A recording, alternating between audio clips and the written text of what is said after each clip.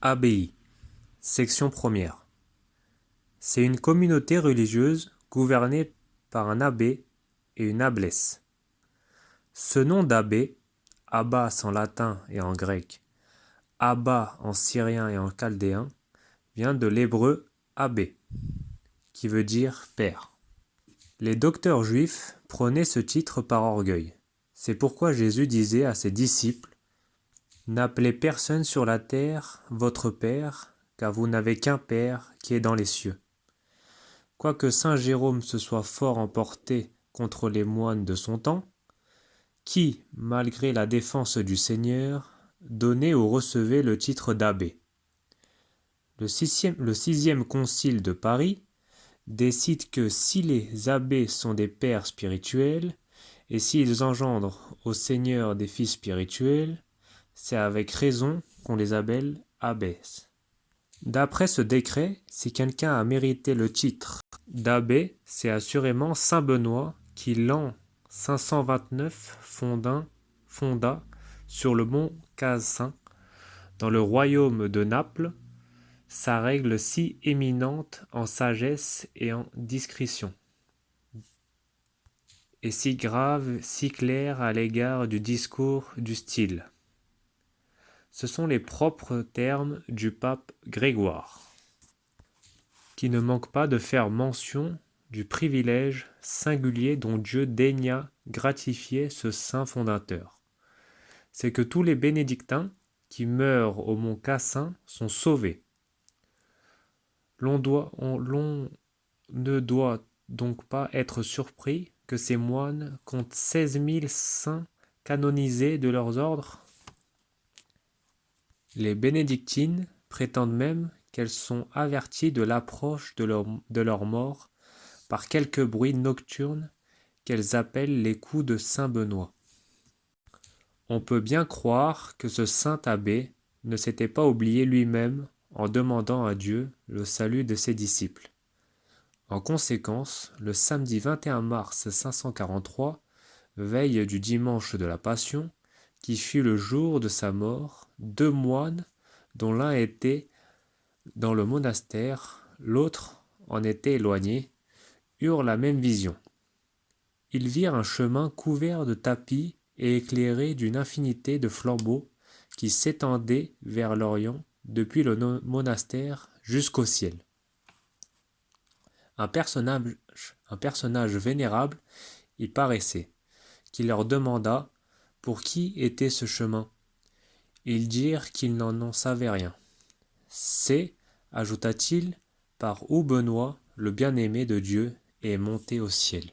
Un ordre dans lequel le salut était si assuré s'étendit bientôt dans d'autres États, dont les souverains se laissaient persuader qu'il ne s'agissait, pour être sûr d'une place au paradis, que de s'y faire un bon ami, et qu'on pouvait racheter les injustices les plus criantes, les crimes les plus énormes, par des donations en faveur des églises. Pour ne parler ici que de la France, on lit dans les gestes du roi Dagobert, fondateur de l'abbaye de Saint-Denis près de Paris, que ce prince, étant mort, fut condamné au jugement de Dieu, et qu'un saint ermite nommé Jean, qui demeurait sur les côtes de la mer d'Italie, vit son âme enchaînée dans une barque, et des diables qui le rouaient de coups en le conduisant vers la Sicile, où il devait la précipiter dans les gouffres du mont Etna, que saint Denis avait tout à coup paru dans un globe lumineux, précédé des éclairs et de la foudre, et qu'ayant mis en fuite ces malins esprits, et arraché cette pauvre âme des griffes du plus acharné, il l'avait portée au ciel en triomphe. Charles Martel, au contraire, fut damné en corps et en âme, pour avoir donné des abbayes en récompense à ses capitaines qui, quoique laïcs, portèrent le titre d'abbé. Comme des femmes mariées eurent depuis celui d'abbesse et possédèrent des abbayes de filles, un saint évêque de Lyon nommé Eucher était en oraison, fut ravi en esprit et mené par un ange en enfer où il vit Charles Martel, et apprit de l'ange que les saints dont ce prince avait dépouillé les églises l'avaient condamné à brûler éternellement en corps et en âme.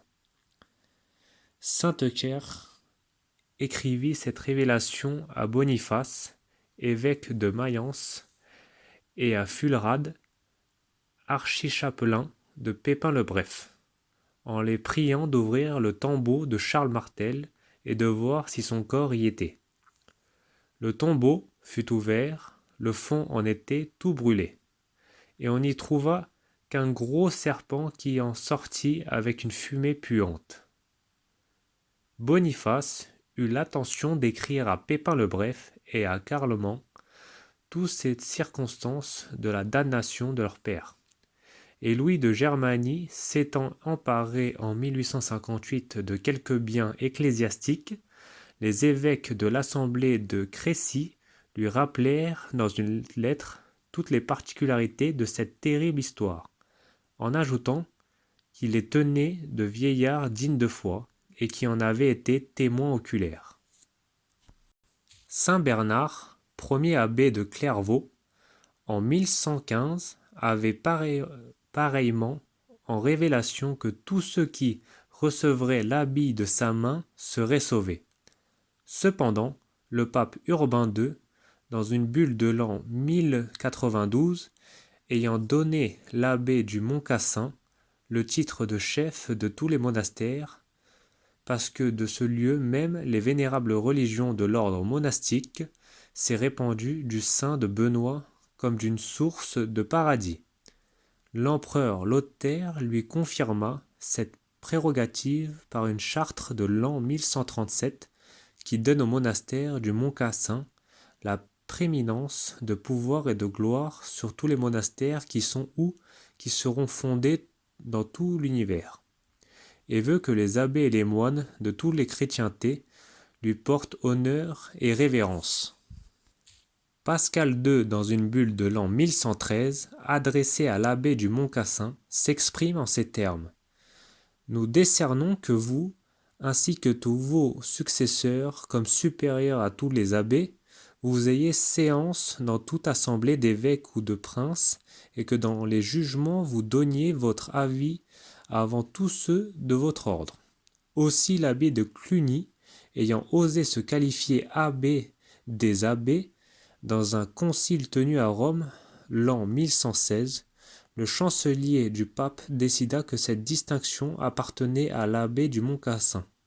Celui de Cluny se contenta du titre d'abbé cardinal, qui obtient depuis Calixte II, et que l'abbé de la Trinité de Vendôme et quelques autres se sont ensuite arrogés. Le pape Jean XX, en 1326, accorda même à l'abbé du Mont-Cassin le titre d'évêque, dont il fit les fonctions jusqu'en 1367.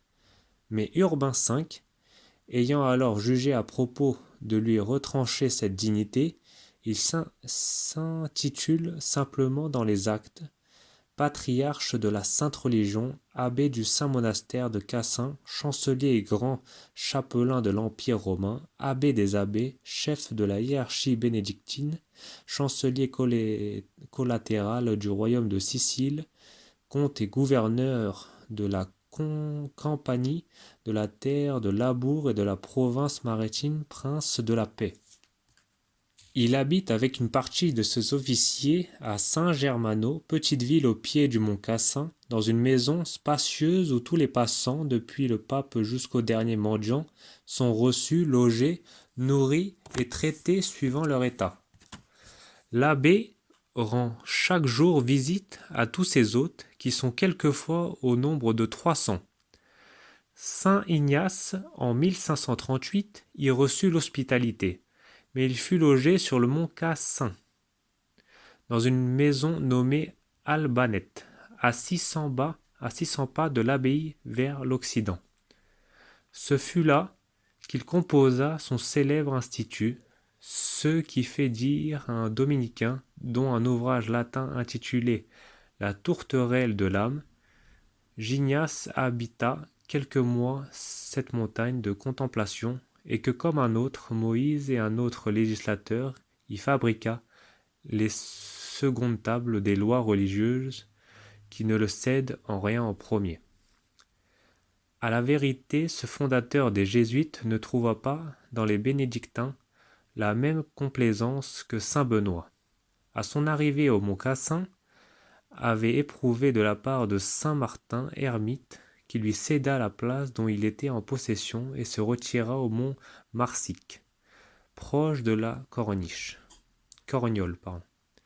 Au contraire, le bénédictin Ambroise Cajetan, dans un grand ouvrage fait exprès, a prétendu revendiquer les jésuites à l'ordre de saint Benoît. Le relâchement qui a toujours régné dans le monde, même parmi le clergé, avait déjà fait imaginer à saint Basile, dès le IVe siècle, de rassembler sous une règle les solitaires qui s'étaient dispersés dans les déserts pour y suivre la loi. Mais comme nous le verrons à l'article Quête, les réguliers ne l'ont pas toujours été. Quant au clergé singulier, voici comment on parlait saint Cyprien dès le IIIe siècle. Plusieurs évêques, au lieu d'exhorter les autres et de leur montrer l'exemple, négligeant les affaires de Dieu, se chargeaient d'affaires temporelles, quittant leur chair, abandonnaient leur peuple et se promenaient dans d'autres provinces pour fréquenter les foires et s'enrichir par le trafic. Ils ne secouraient point les frères qui mouraient de faim, ils voulaient avoir de l'argent en abondance, usurper des terres par de mauvais artifices, tirer de grands profits par des usures. Charlemagne, dans un écrit où il rédige ce qu'il voulait proposer au Parlement de 811, s'exprime ainsi. Nous voulons connaître les devoirs des ecclésiastiques afin de leur demander ce qui leur est permis, et qui nous demandent ce que nous devons accorder. Nous les prions de nous expliquer nettement ce qu'ils appellent quitter le monde, en quoi l'on peut distinguer ceux qui le quittent de ceux qui le demeurent.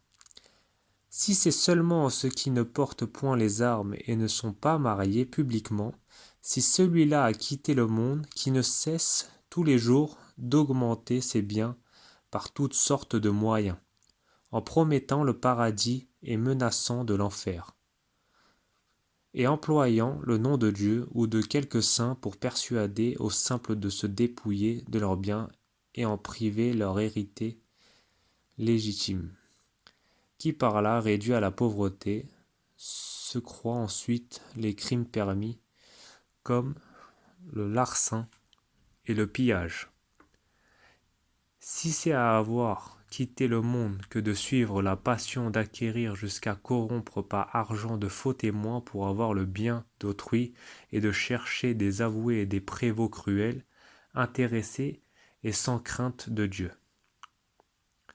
Enfin, l'on peut juger les mœurs des réguliers par une harangue de l'an 1493 où l'abbé Tritème dit à ses confrères « Vous, messieurs les abbés, qui êtes des ignorants et ennemis de la science, du salut, qui passez des journées entières dans les plaisirs impudiques, dans l'ivrognerie et dans le jeu, qui vous attachez au bien de la terre, que répondrez-vous à Dieu et à votre fondateur saint Benoît ? Le même abbé ne laisse pas de prétendre que de droit, la troisième partie de tous les biens des chrétiens appartient à l'ordre de saint Benoît, et que s'il ne l'a pas, c'est que l'on la lui a volé. Il est si pauvre, ajoute-t-il, pour le présent, qu'il n'a plus que 100 millions d'or de revenus. Tritème ne dit point à qui appartiennent les deux autres parts, mais comme il ne comptait de son temps que 15 000 abbayes de bénédictins, outre les petits couvents du même ordre, et que dans le XVIIe siècle, il y en avait déjà 37 000. Il est clair par la règle de proportion que ce saint ordre devait posséder aujourd'hui les 2 tiers et demi du bien de la chrétienté. sans les funestes progrès de l'hérésie des derniers siècles. Pour surcroît de douleur, depuis le Concordat, fait l'an 1515, entre Léon X et François Ier, le roi de France, nommant à presque toutes les abbayes de son royaume, le plus grand nombre est donné en commande à des séculiers tensurés. Cet usage, peu connu en Angleterre, fit dire plaisamment en 1694 au docteur Grégory, qui prenait l'abbé gallois pour une bénédictin. Le bon père s'imagine que nous sommes revenus à ces temps fabuleux où il était permis à un moine de dire ce qu'il voulait. Section 2. Ceux qui fuient le monde sont sages.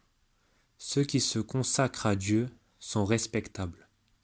Peut-être le temps a-t-il corrompu une si sainte institution. Aux thérapeutes juifs succédèrent les moines en Égypte. Idiotoi, manois. Idiote ne signifiait alors que solitaire. Ils firent bientôt corps, ce qui est le contraire de solitaire et qui n'est pas idiot dans l'acceptation ordinaire de ce terme. Chaque société de moines élut son supérieur car tout se faisait à la pluralité des voix dans les premiers temps de l'Église. On cherchait à rentrer dans la liberté primitive de la nature humaine en échappant par pitié au tumulte et à l'esclavage inséparable des grands empires. Chaque société de moines choisit son père, son abbé, quoi qu'il soit dit dans l'Évangile. N'appelez personne votre père. Ni les abbés ni les moines ne furent prêtres dans les premiers cercles. Ils allaient par troupes entendre la messe au prochain village. Ces troupes devinrent considérables et il y eut plus de 50 000 moines, dit-on, dans l'Égypte. Saint Basile, d'abord moine puis évêque de Saccarée, en Cappadoce, fit un code pour tous les moines au IVe siècle. Cette règle de saint Basile fut reçue en Orient et en Occident. On ne connut plus que les moines de saint Basile, ils furent partout riches et ils se mêlèrent de toutes les affaires et ils contribuèrent aux révolutions de l'Empire. On ne connaissait guère que cet ordre. Lorsqu'au VIe siècle, saint Benoît établit une puissance nouvelle au mont Cassin, saint Grégoire le Grand assure dans ses dialogues que Dieu lui accorda un privilège spécial, par lequel tous les bénédictins qui mouraient au mont Cassin seraient sauvés. En conséquence, le pape Urbain II, par une bulle de 1092, déclara l'abbé du mont Cassin chef de tous les monastères du monde. Pascal II lui donna le titre d'abbé des abbés. Il s'intitule patriarche de la Sainte Religion, chancelier collatéral du royaume de Sicile, comte et gouverneur de la Compagnie, prince de la paix, etc. Tous ces titres seraient un peu de choses s'ils n'étaient soutenus par des richesses immenses. Je reçus il n'y a pas longtemps une lettre d'un de mes correspondants allemands. La lettre commence par ces mots. Les abbés, princes de Kempten, Evlingen, Ederl, Meerbach, Berglestaden, Wissembourg, Prüm, Stablo, Corvey et les autres abbés qui ne sont pas princes jouissent ensemble d'environ 900 000 florins de revenus, qui font 2 050 000 livres de votre France au cours de ce jour. De là je conclus que Jésus-Christ n'était pas si à son aise que.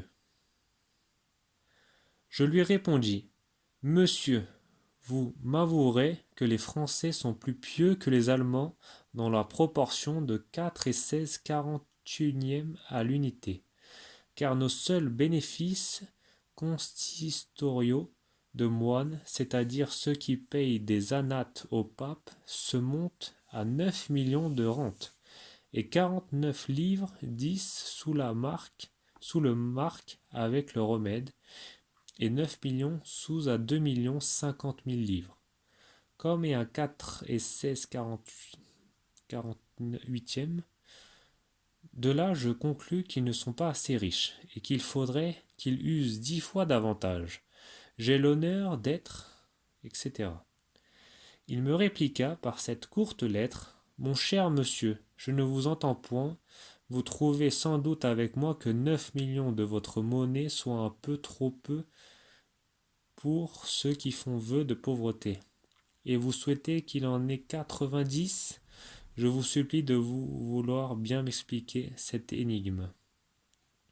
J'eus l'honneur de lui répondre sur-le-champ: Mon cher monsieur, il y avait autrefois un jeune homme à qui on proposait d'épouser une femme de 60 ans, qui lui donnerait tout son bien par testament. Il répondit qu'elle n'était pas assez vieille. L'Allemand entendit mon énigme. Il faut savoir qu'en 1575, on proposa dans le conseil de Henri III, roi de France, de faire ériger en commande séculier toutes les abbayes des moines, et de donner commande aux officiers de ce cour et de son armée, mais comme il fut depuis exémué et assassiné, ces projets n'eurent pas lieu. Le comte d'Argensoux, ministre de la guerre, voulut en 1750 établir des pensions sur les bénéfices en faveur des chevaliers de l'ordre militaire de Saint-Louis. Rien n'était plus simple, plus juste, plus utile. Il n'en put venir à bout. Cependant, sous Louis XIV, la princesse de Conti avait possédé l'abbaye de Saint-Denis. Avant son règne, les séculiers possédaient les bénéfices. Le duc de Sully, Huguenot, avait une abbaye. Le père de Hugues Capet n'était riche que par ses abbayes, et on l'appelait Hugues l'abbé. On donnait des abbayes aux reines pour leur menu plaisir. Ogine, mère de Louis l'Outremer, quitta son fils parce qu'il lui avait ôté l'abbaye de Saint-Marie de Laon pour la donner à sa femme Gerberge. Il y a des exemples de tout. Chacun tâche de faire servir les usages et les innovations des lois anciennes, abrogées, renouvelées, mitigées, les chartres ou vraies ou supposées, le passé, le présent, l'avenir, à s'emparer des biens de ce monde. Mais c'est toujours à la plus grande gloire de Dieu. Consultez l'Apocalypse de Militon par l'évêque de Belley.